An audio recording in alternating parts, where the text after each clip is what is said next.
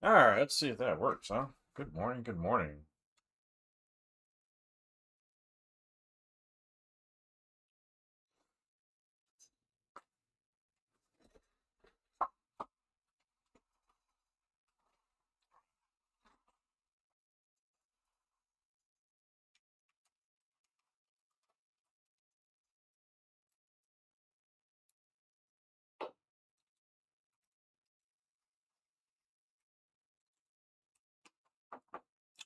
All right, where did we leave off? We were working some of these thumbnails, so let's do some more, huh? Here, okay, the plan is to do this one vertically as a kind of concept piece. I should probably do some horizontal ones too, but that's kind of the plan here. Now I'm looking at this one, so I actually can see something definitely with that one right there. So we'll do that one next.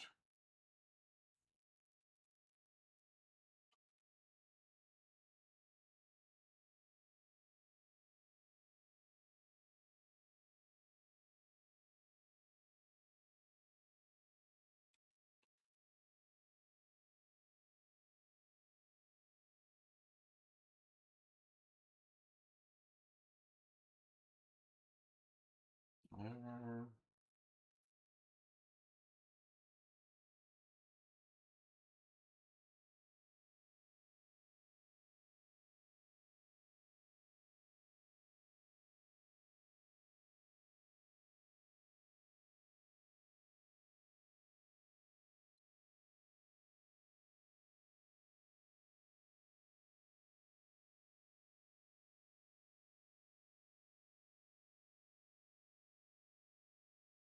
let's go there and over there.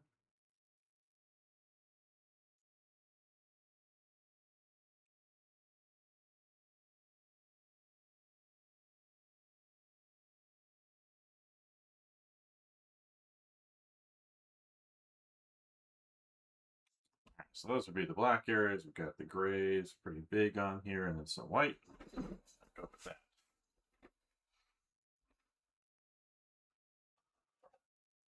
So you can make sure. Let's try this over here, see if it'll be visible on the screen. No, not you. You. YouTube.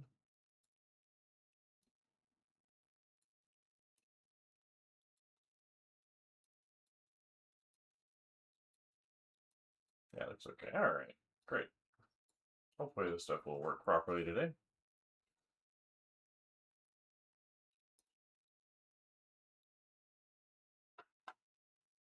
All right.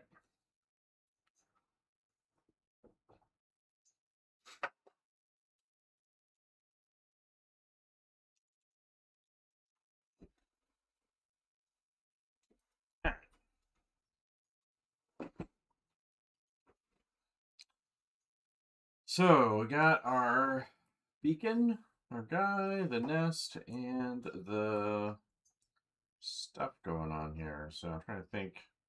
I did still kind of want these down views. So like, what if it were here, kind of going down like this? This would be kind of our down shot over here. And then we could put the group this side of the beacon inside of this thing.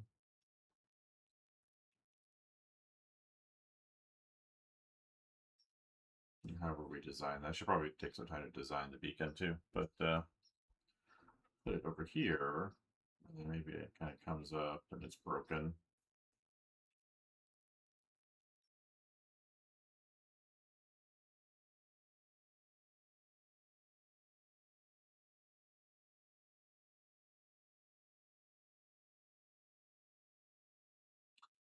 And where's my, so it's right there. All right, so maybe yeah, we could have this come around too.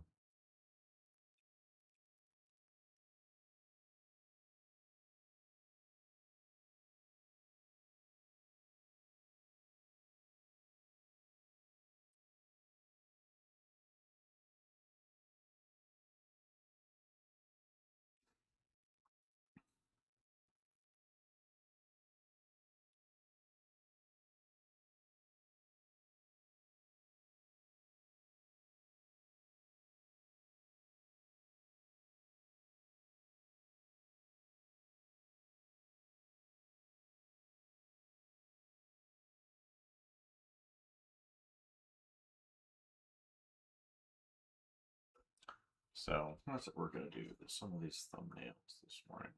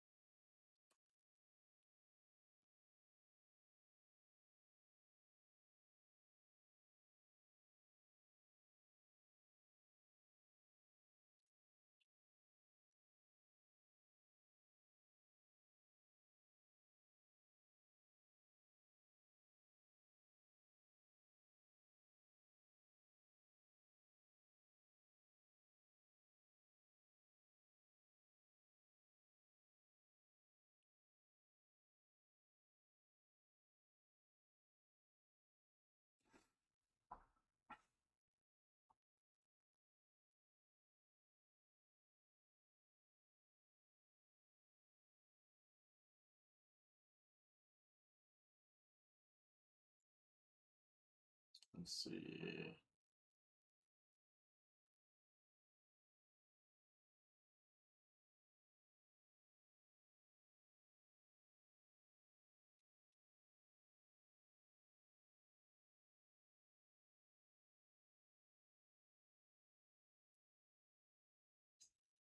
Let's see.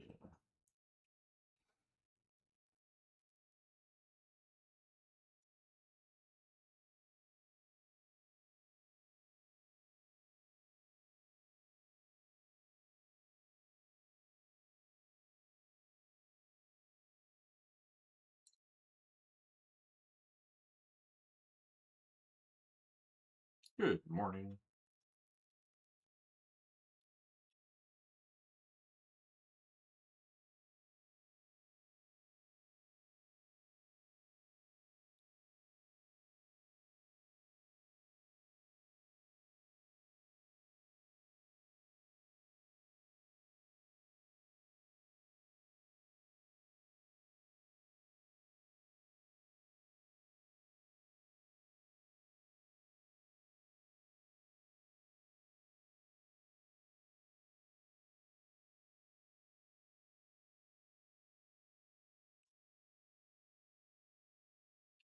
Let's see. Come around and over.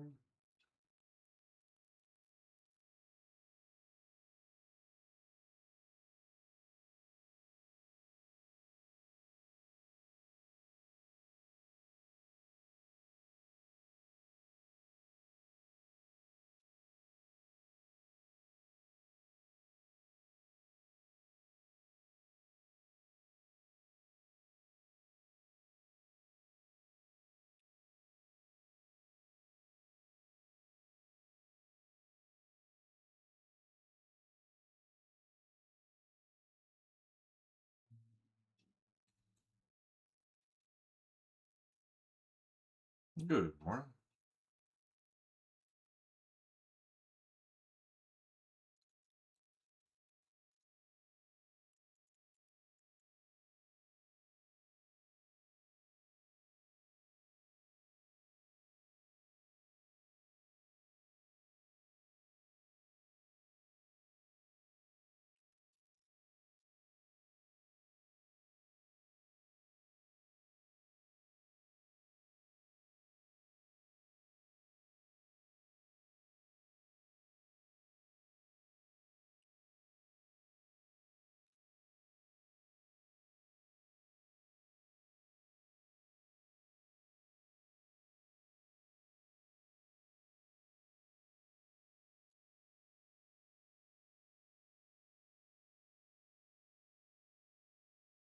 Let's see. Comes around. I'll try this thing's on top. So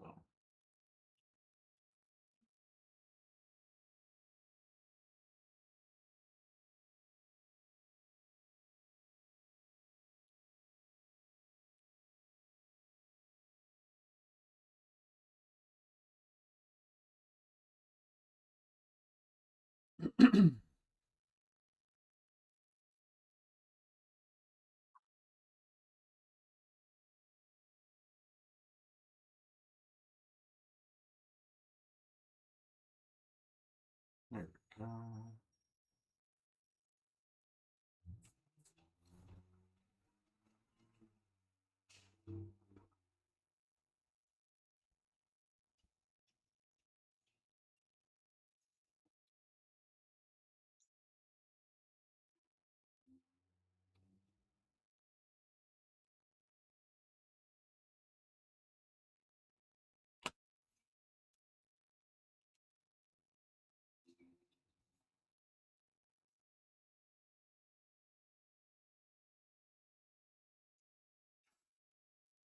Good morning.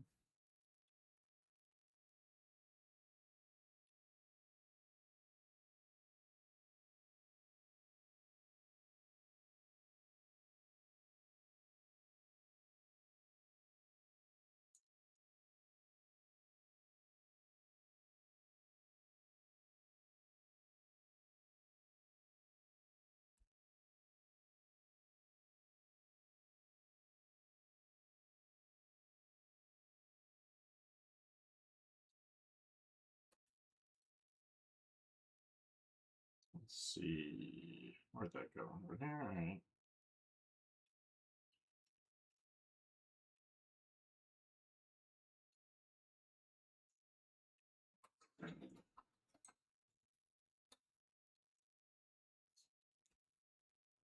There's one. I always come for like an hour to do this, so if I get 4 or 5 of these done.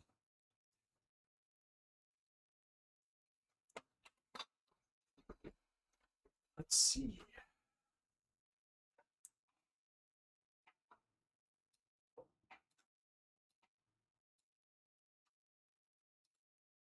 Which I should record this.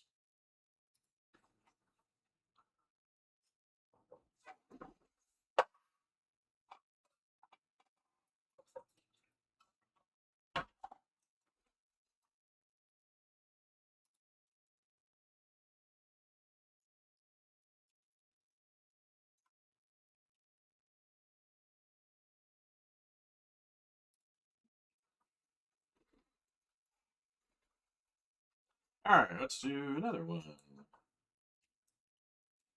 This one here would be a good one as I'm looking at them some more.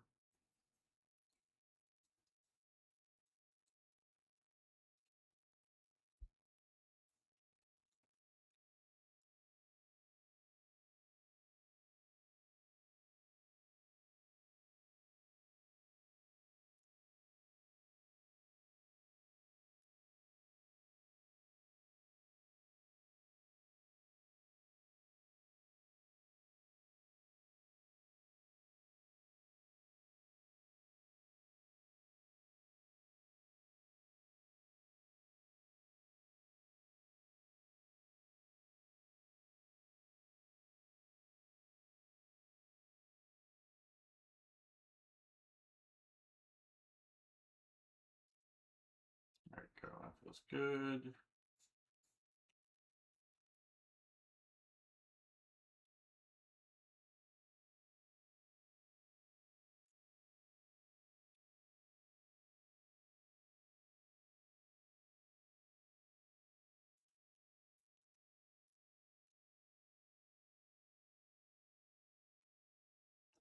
Good morning.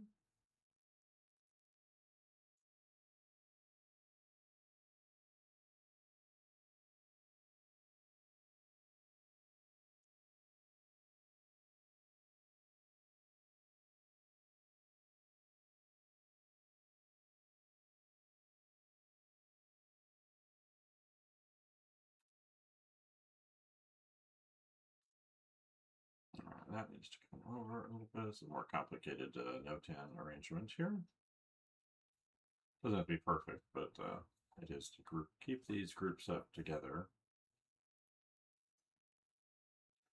All right.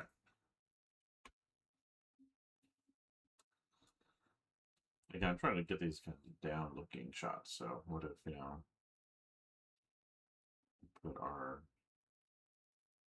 thing here, our buoy or beacon here.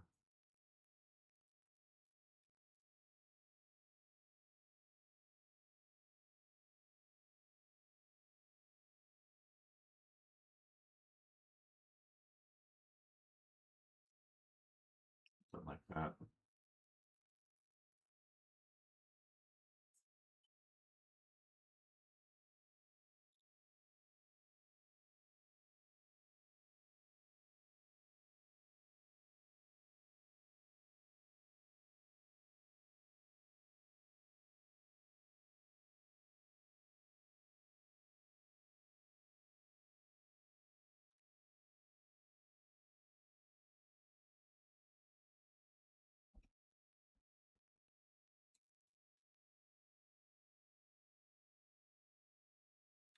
Yeah, I like where this one's going.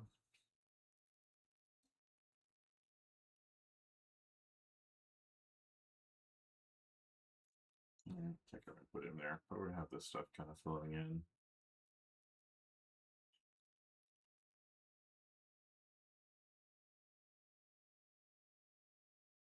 Good morning.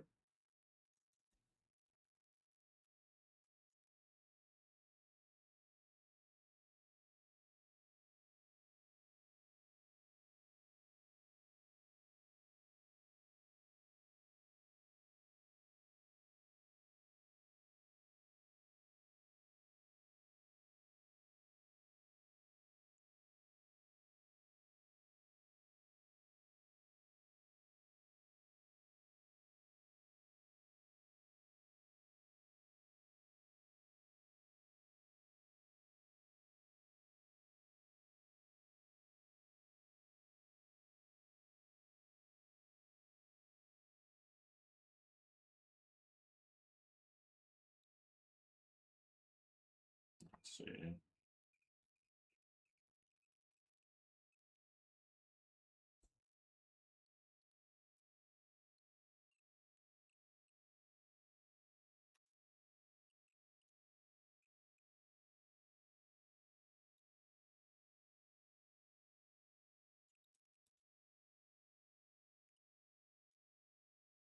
That's right. We need some of these other elements on here too, right? The plates. We wanted the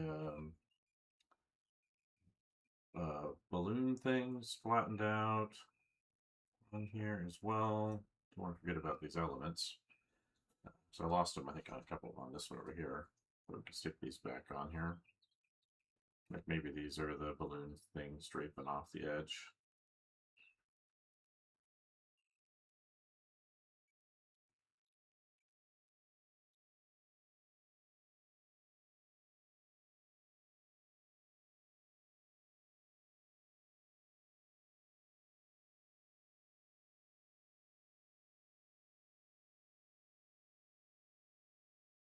Yeah, like that from the Mars thing. Some plates around it.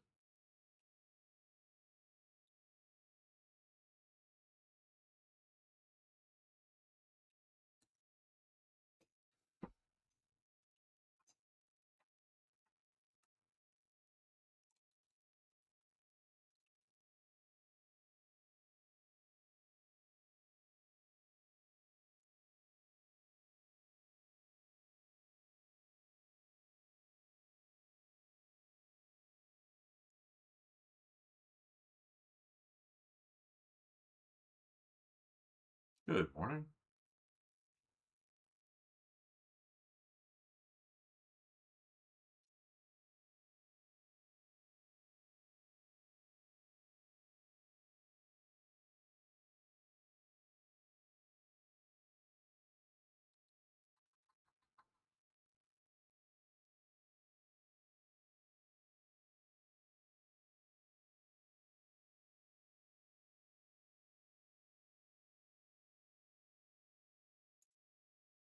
Good morning. Good morning.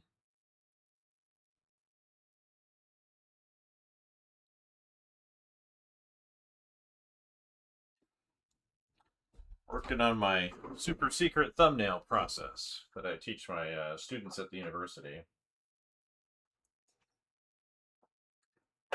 Um, it's a way of adjusting your expectations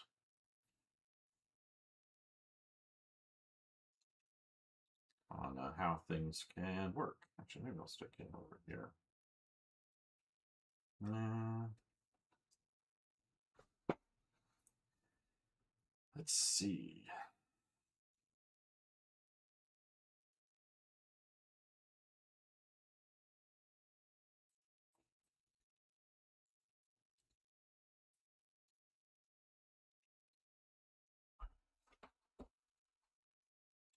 See.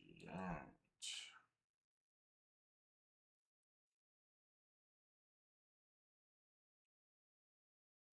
Put creature over here.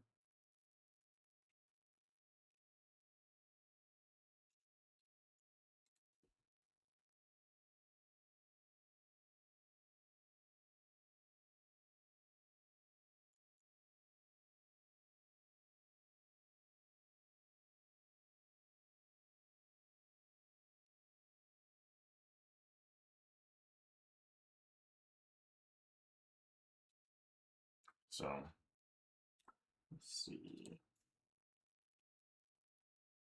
I'm gonna have to put him.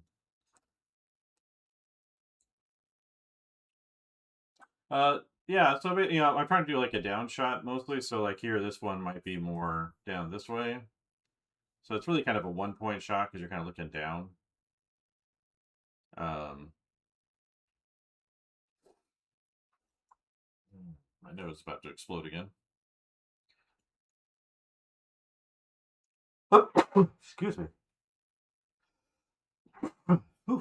Excuse me. Yeah, but yeah, so these do have perspective in them. Like, he's looking out over here. The shot here is I was playing around with what I call the stupid version, which is where I like to start. And basically, is you just put everything down that you're thinking about, and these are a little messy, so it's a little unclear. But basically, there's a scene where he finds the beacon in my little comic story. So I wanted to start these kind of story beat concept illustration things. And so this is and working on this, I was like, oh, what if we? I started off like with the basic version over here, where it's like here's what I talked about super rich, like your family around a house with the trees, like it's very flat, but it's just the content of the image.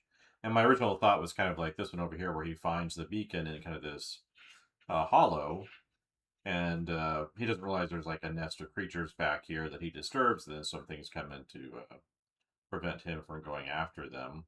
And I was like, well, what if we stuck it up high? If we stuck it up here and he was down below over here, and it was up here, so you had to get up there to get to it. And that just changes the dynamics of the scene. And then I was like, well, I don't really like showing the. I could do a shot like this, and actually, I might even do something similar to that. There's just so many things I could do, but I kind of want to make sure I'm showing his face. I want to make sure I'm including all these elements: the creature, him, his face, the beacon, and the little baby critters. And so I did this one after that. This is just kind of variations on that. And then I like to make what I call a notan blot page. And this is what I was doing last time as I was doing this.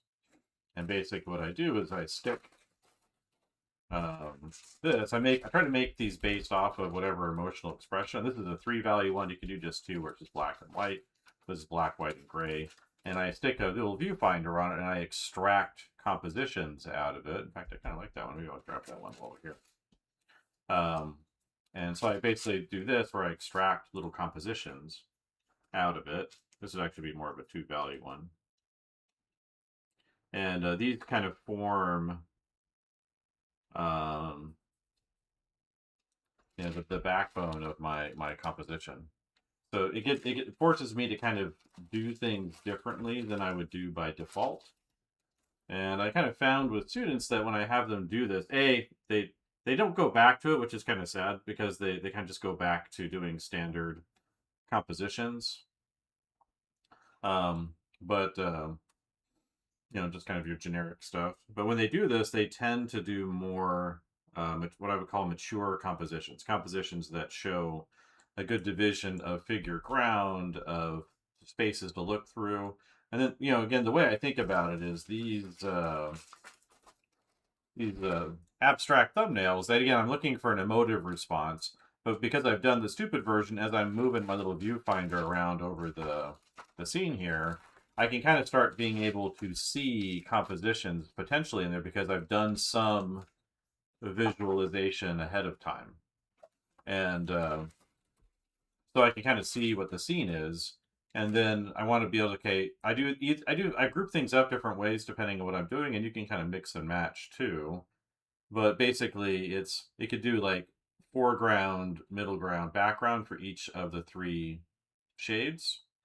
It could be based off of what's grouped into shadows, and it could also be based on what is grouped by subject. And so I kind of I tend to mix and match those a bit, but it kind of forces a kind of I think it was a more mature compositional effect than you would get otherwise. And actually, on my portfolio site, there's a couple of illustrations I did, I don't know, a year and a half ago or so, there where I actually used the same composition, but one is the main part is the foreground, like there's like a main central area, and then the other one that's the background. So I kind of flip them, but they're actually the same composition. Um, yeah, so it's you'll see this type of thing where people will come up with abstract arrangements like these. My only kind of unique innovation is the actual notan block field thing with the viewfinder on top. So if you go open up, Marcos Mathieu Meister thing, you'll see he'll have compositions like these, right, in his thing, usually just black and white. But my thing is like, well, you can do black, white, and gray. 3 is probably pretty good. I wouldn't necessarily do much beyond that just because it gets complicated. Um, but my little thing is like, well, what if you made kind of an abstract page that was based off of an emotional expression? So I'm looking for tension and danger and chaos in here rather than like large smooth shapes, which you could do too. So I've done a number of these over the years, but again, when I'm looking over this, if it's too relaxed, I don't want it. Like this one right here is like really basic, and it can be fine. Like this is a very simple composition that's pretty common. But like this one right here is way more interesting than there's a lot of potential in all these pages too. Like you can just make one and like recycle it over and over again. But the idea here is like is to create arrangements based off of abstract relationships that you would not normally get just by default. Like I can come up with a composition that reads well, that has certain dynamics pretty easily. But this is better for overall work. Kind of like this one too. I'm trying to keep them all in the same orientation. So I do rotate these different directions just so I can see different possibilities. But when I trace them off over here, I want to keep the orientations exactly the same. And what's nice about the tracing paper too is I can flip it the other way to see additional, because it works either way, right? You're just mirroring it. Let's see, where'd you go? Right there. All right.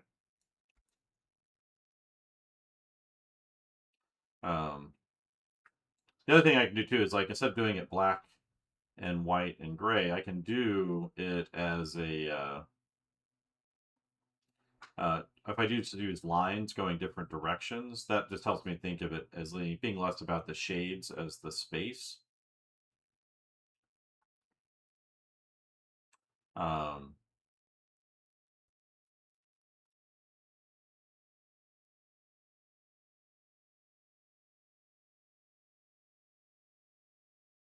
like that. And then the gray will be strokes going this way. And then leave the white just kind of open. And that way, I'm not looking at the values as much as I'm looking at the spacing. So it's a method I came up with back in like 2016-ish, I think. Because I always liked the Notan's approach to doing these things, um, but I felt like there was kind of a more foundational thing I can do because if you start doing thumbnails and you're just roughing them out, a lot of times like if you do anything stylized like that, you tend to end up doing the same thing. And I was looking for ways to kind of break that sameness when I'm working, and that seems to have been at least the trick for me. I know it helps my students. Like I'll look at their compositions, and even if like they're not the best draftsmen, they'll still do like much better compositions. Like it like compositions are way more, I would call, mature than what you would expect based off of their drawing level, because they're looking for this abstract balance first, before they um, get into the actual illustration. So they're focused on the design of it, not just the rendering of it. Because it's easy to get caught up in the rendering. I like rendering. I think it's helpful and useful and important, but it doesn't help to render something that isn't working very well. So yeah, so I wasn't even sure if I was gonna use this one, but I think I like it now, so that's good. I have a little hole right there, which will be good. I'm trying to figure out, maybe this is like much higher up, but I would need to overlap. You can break things in here too. So when I get into, when I pick a thumbnail, this will be the foundation, and then I can adjust things as I go. I can connect things together, as long as it doesn't like break the overall trajectory of it. It still works really, really well. So yeah, but general vanishing point, I usually kind of set an object, and then I'll be like, okay, if this one, we're doing this down shot here, maybe it's maybe the vanishing point's right about here. We could even put like a major piece of subject matter right here in the center of that vanishing point. It's really like a 1 point down shot view. It does take some getting used to. Like it is hard. I spent an hour, well, not an hour, because I think I did this stuff first. But I spent like 45 minutes just doing these, and it takes some thinking, because you have to kind of project your mind into the space, which is why the prep stuff is really important to do first. The stupid version. That way you can make sure you've got all of your elements considered. Maybe you've even played around with different angles and what they look like and all that. But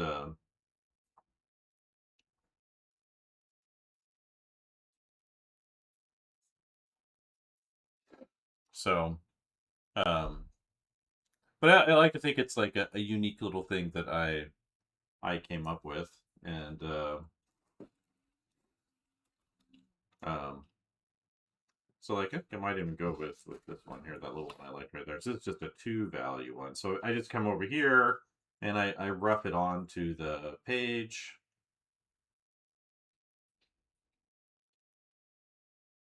Let's see, narrow this up a little bit. I'm gonna do. I was thinking about doing it on the larger sheet anyway, the larger board. So that should be the black. So I just got a rough sketch it over here, and then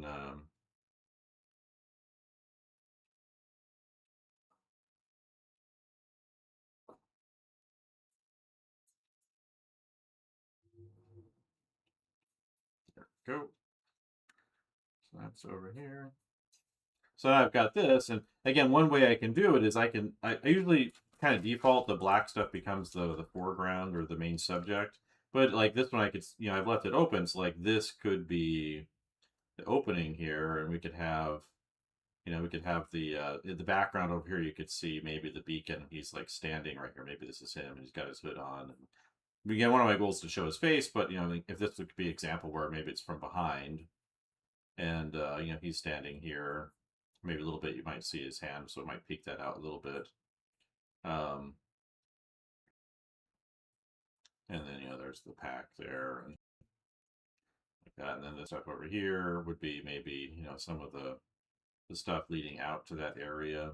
So instead of being a down shot where he's just kind of looking out straight ahead, and then this other stuff could be some of the other natural framing of the area, and then back here it might be the where the event is all going to happen. So we see the beacon. Maybe he's looking up at it, so we could be looking through here, and this is all just him kind of leaning back and looking up at the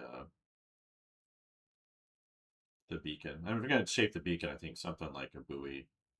I might do a 3D concept for it just as a reference point.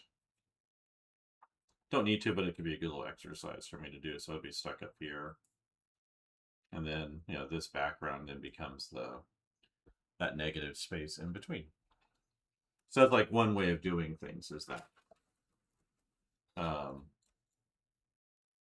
And depending on how it's lit, maybe this is lit up over here, and he's got some light on his shoulders and his arm. And then we do the rough, it would get into more of the particulars. Maybe this is like pointed up a little bit.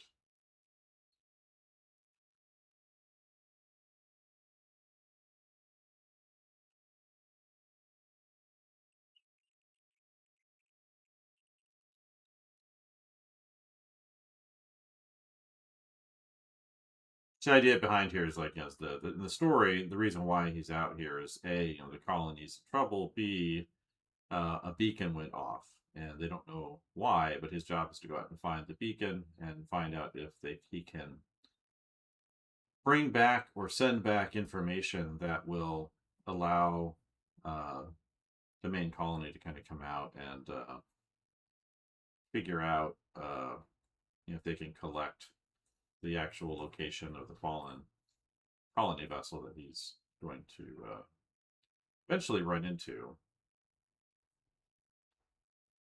There's the bell. We could have pouches on here.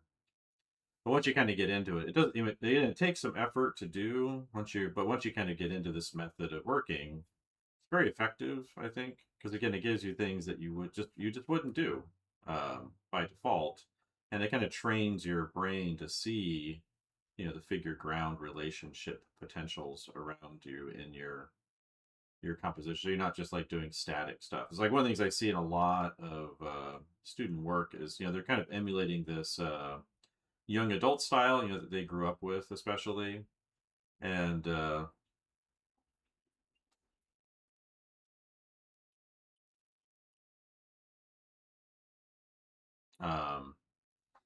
but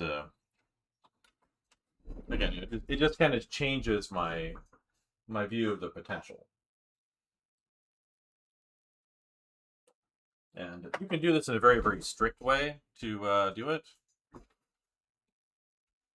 Yeah, bacon, egg, and cheese, right? The adventure starts with a great breakfast. So we'll have to put that on the put a fake ad in there for that. So you could see maybe we'd be able to tell there's something up here, and then maybe we'd be peeking through, and you'd be able to see the parents or something, the other creatures in there. But you see, each of these illustrations, they're all very distinct from each other, even though they all contain the same subject. It really helps me kind of rearrange everything in a way that I think makes it stand out a bit more. But again, it all begins by looking for the expression or balance I want from my image. I like this one, but people are like, you don't do abstract. I'm like, what are you talking about?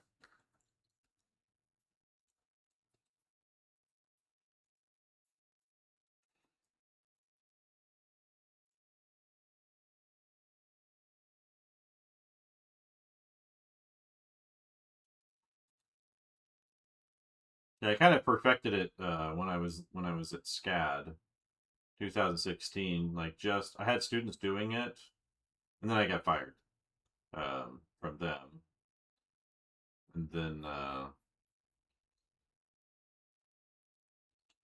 let's see. All right, so that's right there.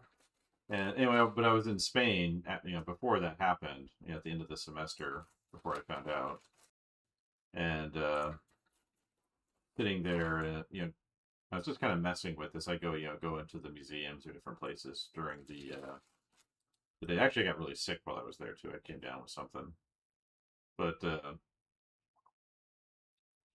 I kind of came up with how to kind of really perfect it, because a lot of times when I'm teaching, I do like to use my students as guinea pigs to a certain degree, because I can kind of see what they do with what I do. It doesn't happen that often, but every once in a while I'm like, I wonder about if this might work, and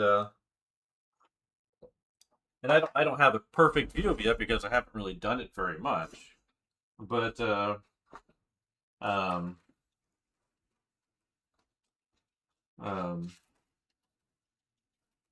but what happens is I can hand it out to them, see what they do with it, and they'll be like, "Oh, okay, all right, oh, yeah, that might, that looks useful." I'm working on it on myself too, um, but it helps me kind of kind of crowdsource the experimentation. So I'm going to use that same composition and just do it and flip the stuff around. So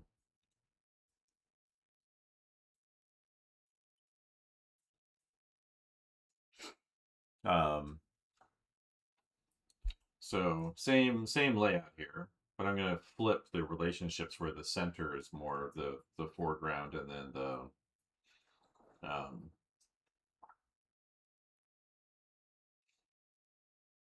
background is the outside stuff. So this will be the foreground, and then this will be the background that we'll be looking through. And again, some of the stuff like it can be pretty obvious. Like there's a lot of like natural materials, so organic compositions like these can work pretty well for that. Um,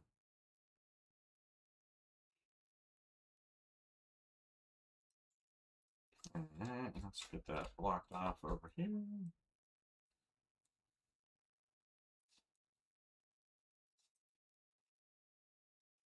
Yeah. So yeah, this will definitely be something I'll be showing how to do on the teaching side. I've been trying to figure out a good way to do this as maybe part of a NOTAN figure ground course, like in a 2D design type course on there. Um,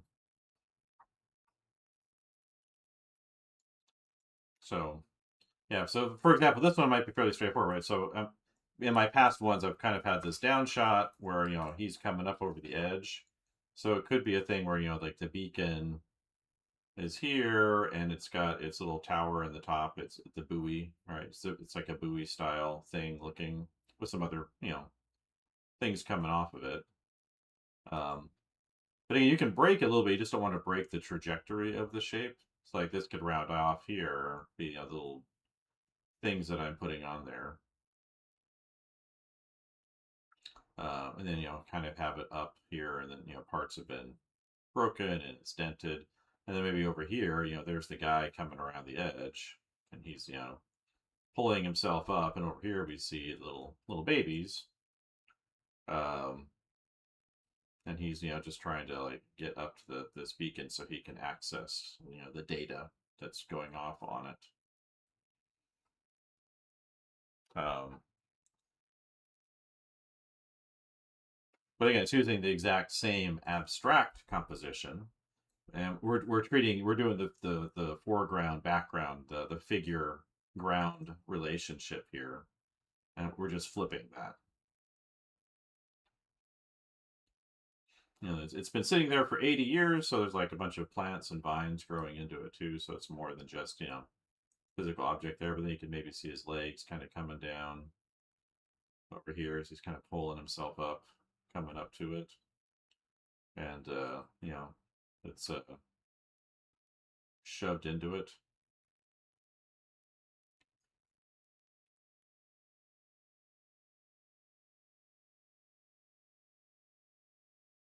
One's broken off over here and going down a little bit, and then have this, put some cross contours on there just to make sure I can keep track of the angles of things.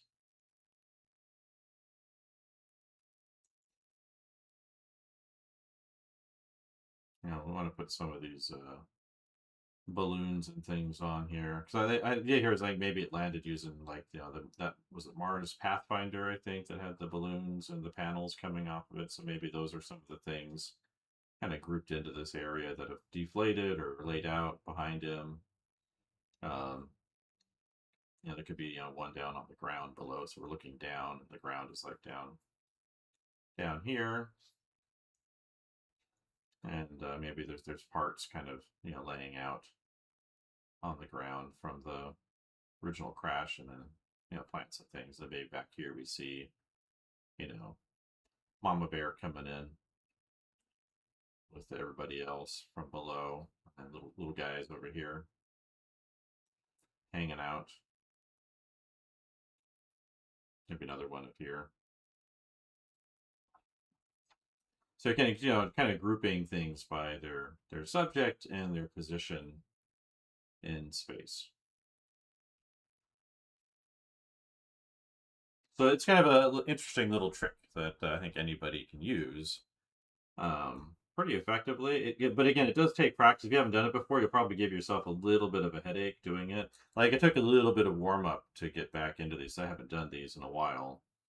Because again, it's not how we normally think, right? We think like if you've got your phone camera, you think about how your phone is like looking at the world. It's a fairly standard eye level view of things. Whereas, this sort of thing, you have to really, adjust your inner brain thinking to a certain degree because this isn't going to fit the standard cinematic view you might get in a basic movie. Like looking at I don't know if you saw the Mandalorian and Grogu trailer, or not not the trailer, um, the clip. They released a clip for Mandalorian and Grogu, and it is the most like bare bones, looks like a TV commercial cinematography. Like it is just like everything's kind of at eye level, at even angles, and it's not great. And like what are they doing over there? Because it's so weird with the Lucasfilm, everything's very inconsistent in what they do. Like the TV show for Mandalorian looked more cinematic um, than the show, the new movie that's coming to theaters this summer, right? In a few weeks or whatever. Like what is going on over there? I don't know that it costs that much more to get like a different angle. Like raise the camera up in the air or whatever. But the mall show is fantastic. So far, I haven't watched the recent episodes, but it's it's been really good.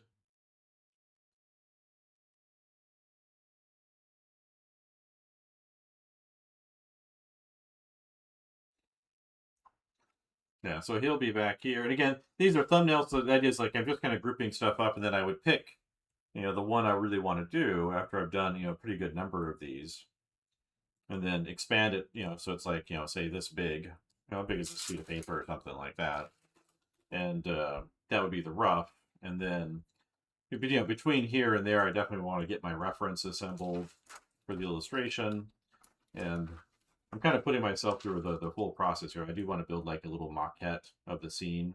I'm probably going to do it in Blender. I want to kind of make sure, I want to kind of use the project to kind of lock in some of the things I've been looking at, like how to, not just UV map, but like set up some of the textures and things in there that I've been doing off on the side. And obviously, get photographs of myself, kind of dressed up like the guy. But I could also build like a bare bones maquette version of him in the scene, and that might help me with figuring out some things too. Um, and then thinking about how that might work. Have some depth cues. So like one thing is like if I have like the dead balloons hanging off the side at a certain size on here, then by putting them at a certain scale down below, or some of the debris that's similar to the debris down here, that gives me a sense of depth and space to as a depth cue down below. So that's also helpful. So like be able to see how large these predators are relative to him and the baby ones over here um, can help also add to that dynamic. So again, so for me, the process is stupid version that gets all the elements I want in, and I kind of think about the feeling I want from it too. And then it's to do this kind of thing where I get the feeling out of it. Then I make a viewfinder, and these should be pretty closely based off of your final format. So if you're doing like a cinematic format, these would be longer, right? 16:9 or 23:5, 22:35, 2:35:1, there's the number. Or, whatever proportions you want, and then, extract. And then I come over here, and I try to keep my thumbnails around the same size. That way it's kind of a little more equal visual weight. You don't have to, but it can be helpful. And lay it out and sketch things in as I go. So it's it's very, very step by step, but I think it gives like really positive results. We could have a little depth things going behind, so maybe he's over here checking something out. I was thinking about using my worm hounds for this. Where are they at? Where are the worm hounds? There. There they are. Maybe these guys for the shot. I might rework their chest. It feels just a little too regular animal for him, but I should build that in sculpt or something just as a maquette to have on hand.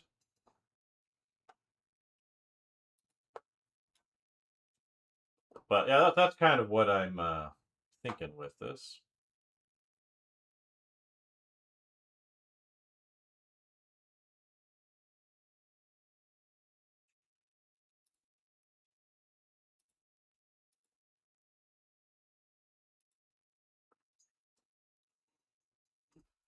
So yeah, but anyway, when I'm doing my comics stuff, I'm thinking about this. I don't necessarily do that for those, just because this takes more time. But it does help me as I kind of do these to actually get in the mode for thinking about that as a thing. Um,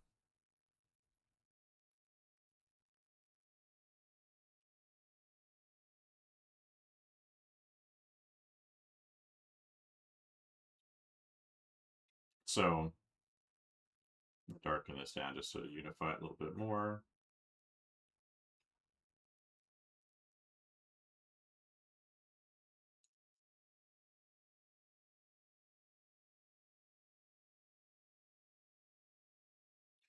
Um,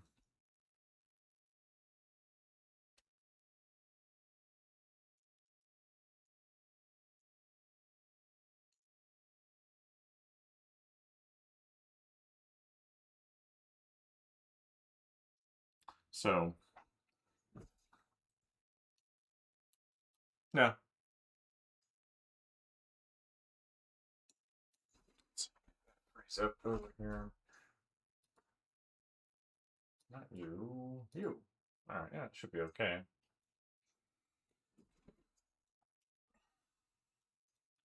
Let's see if I can get. How are we doing? Time. Let's see if we can't do at least one more. So I did these 4 today. And again, it's helpful because it really makes them distinct, right? So I'm not kind of repeating the same thing over and over. Um, it becomes a this one is hard to read just because it's small like this. But I would come in here and everything would articulate pretty well. Let's see his face real clearly. But you can see, just flipping these two, they're the same thing.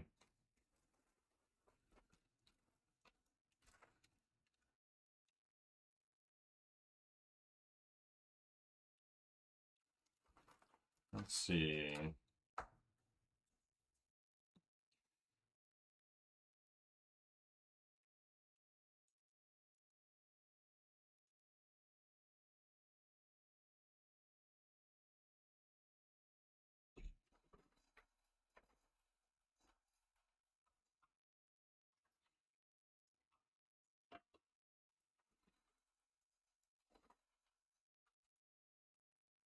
So pencil's starting to run low.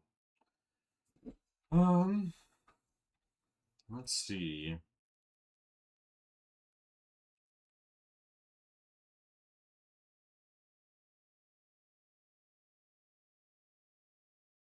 Let's see which one. Maybe the one over here on the right. Maybe this guy.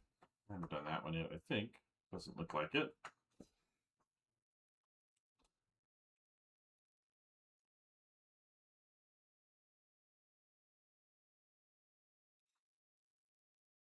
Yeah, if you want to do like a more of a grid-based thing, you could actually set up a grid there, and then you could check for alignments within the positive negative space and do that too. So like I could drop a square-based grid. So take this over here, move this over here, and this over here to there. So this would be like a square-based grid, and then put the diagonals on here. And then I could trace off, I could also just look for that kind of balance on here too. Get this like squeezed up against there and this over there. Um,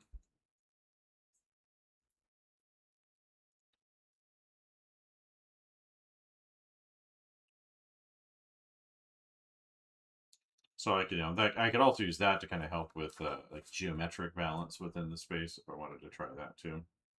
There's just a lot of things that you can do with the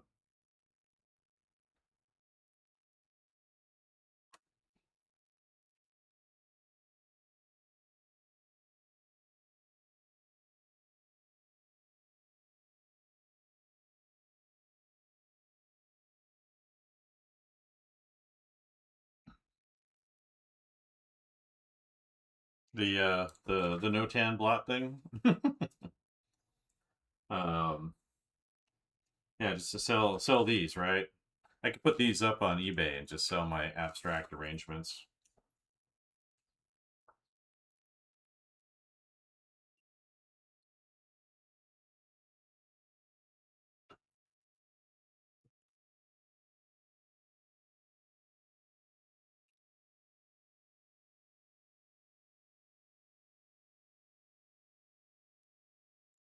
All right, so we got this one here.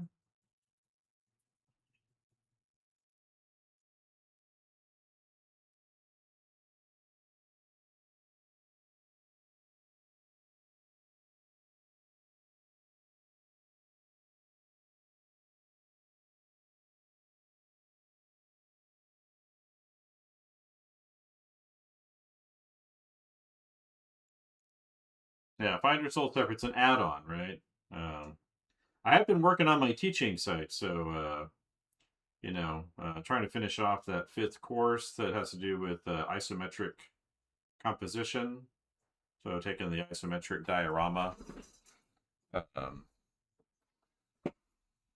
I also think it's a unique project too that I came up with when I was at Ringling, and it's been kind of sitting in the background for a long time. But it's this guy right here. To make sure I'm not causing any problems. But it's basically, you make a scene like this, and then you can learn how to compose from the scene as a cinematic effort. So basically, if I were in this scene, I'd be standing right about here from this picture. And so I show you how to kind of look at something and then do a composition. So when I was teaching this at Ringling, I only ever finished this one. And actually, it took so long, I realized that the students would need more time. So actually, theirs were all like 1/4 the size of this. So theirs are much smaller. But I got what I had installed on the site a few days ago, and then I started filling in the gaps. And there's 3 other compositions I want to do for it, and so I'm working on those right now to get that done and up. Kind of using this, taking a break from working on the comic project so I can have a fresh view. Like I've already had like a ton of thoughts about it ever since doing those pages, and the next week I'm going to show it to some people. I already showed it at my comic shop, I mentioned that, but there are some other people that I work with that I want to show it to, what I've done, kind of get their feedback on what's going on with it. But so I want to look down on our scene. So I'll probably put our beacon over here. And I could do this like shadow based too. It's like maybe this stuff's all in shadow and this part's emerging into the light. So you can do shape welding with shadows. So I've just been doing it by subject or foreground, middle ground, background. But you can also do this by shadow arrangement. So like this is all, just fill this in with shadow. And so anything that's going to be inside of these would just be in dark. So here you are. Yeah, so it'd be this one. And then this might be, this could be the light. And then maybe this is like a half tone down here. So I don't have to like just stick with the actual colors or values that I picked. But Like that could be halftone, and this is all shadow. And so then I can draw however I want the scene to be, but then the shadows way I group them up together will work with this. And this way I could this might lead to a more standard composition, but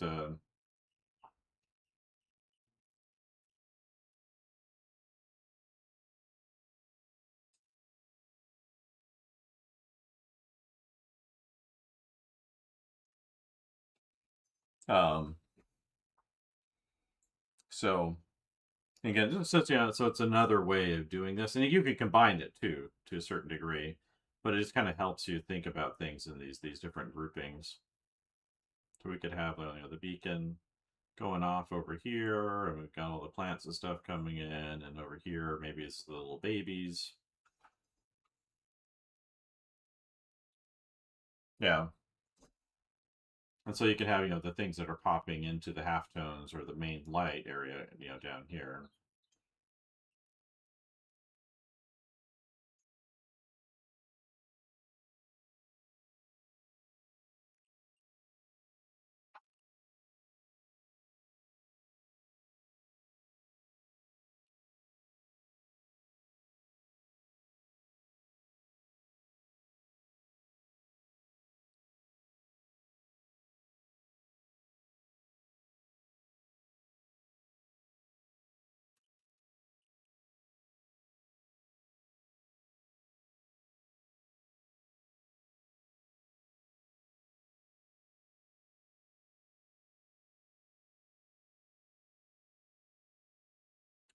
So, all right, Bosch. My dog doesn't care about any of this stuff. He's just like, whatever, man. Is it time for my yummy stuff yet, or is it not?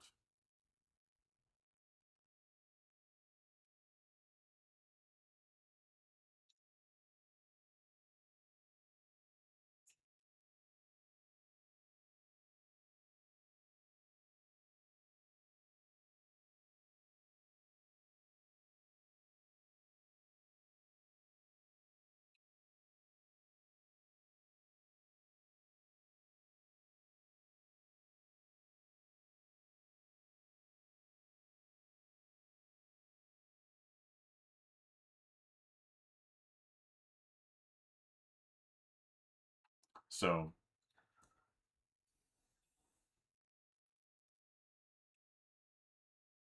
yeah, so like their heads would be peeking out, and then they would be coming into the light or something like that over here.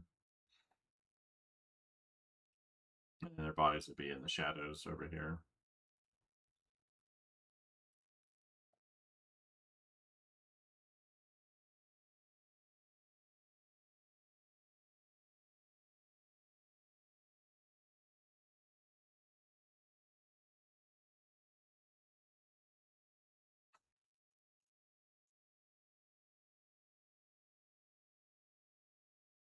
So, yeah, but it does take a lot more. It takes a little bit more effort, but once you get into it, it just kind of opens up a lot of lot more possibilities. I think like we could have the walls coming down here. These parts are in the light, and this is in the halftone on the ground.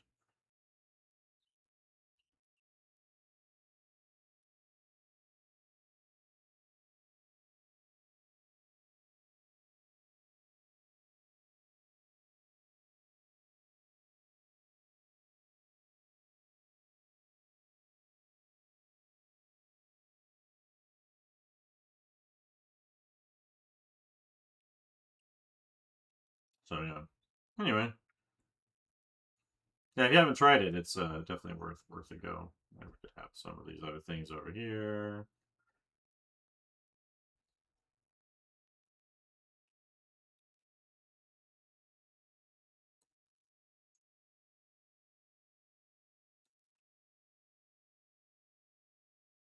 And we could have our creatures, and even though they're way down here, just because of the way the scene is set up, you can definitely have a better sense of the potential danger, I guess.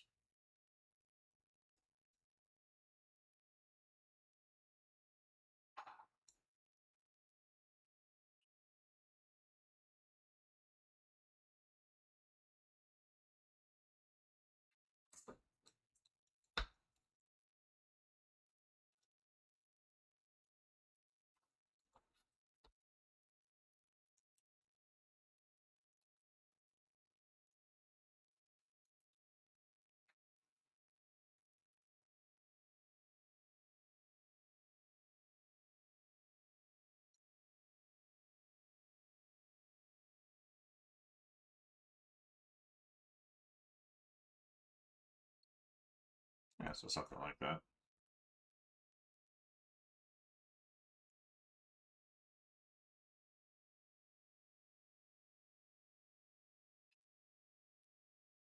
So, but anyway, that's how I'm kind of thinking through this little part here. I'm going to go ahead and pause here. I might do some more of these tomorrow. I'll have to see how I feel about it. Well, actually, no, tomorrow I get to go to the dentist in the morning. That's very exciting. 7 a.m. dental appointment. Get that knocked out first thing in the morning.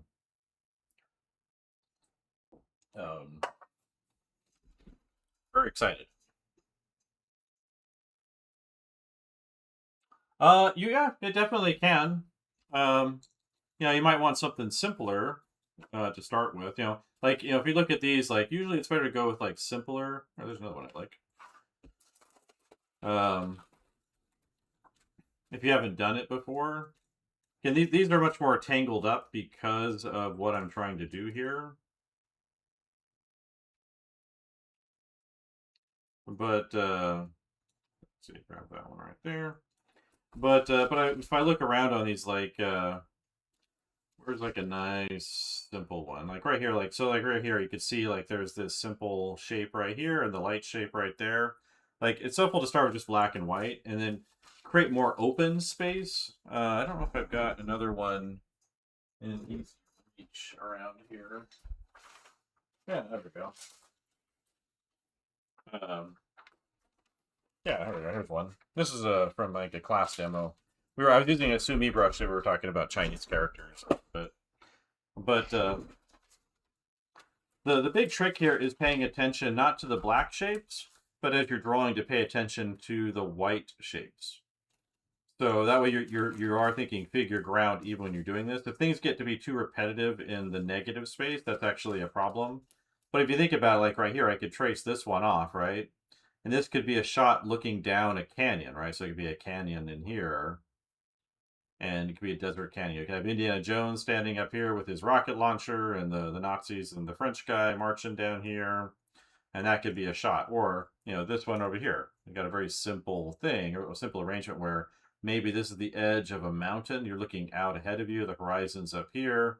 And, your characters are back here. And then the edge of the mountain is here. And then back here is where they're going. So, yeah, it can work for lots of things. Again, but this is like a simpler one. This one's more basic. So it just a simpler arrangement in here. This could be at the intersection of canyons, right? So if you're looking down, like these all could be canyon walls coming down, and this could be like a little intersection where your character is having a campfire or something like that. So again, the point of this one is more chaotic. And that I did that on purpose, as opposed to this one that's more kind of relaxed. So it's more. This is more even feeling. And appreciate that. Yeah, it's my little unique thing. Obviously people have been doing abstract compositions before, right? If you go open up a lot of different books, you'll see these kind of figure ground type things. But my thought here was to start off with, what's the feeling supposed to be like, and like think about that while I'm making my strokes.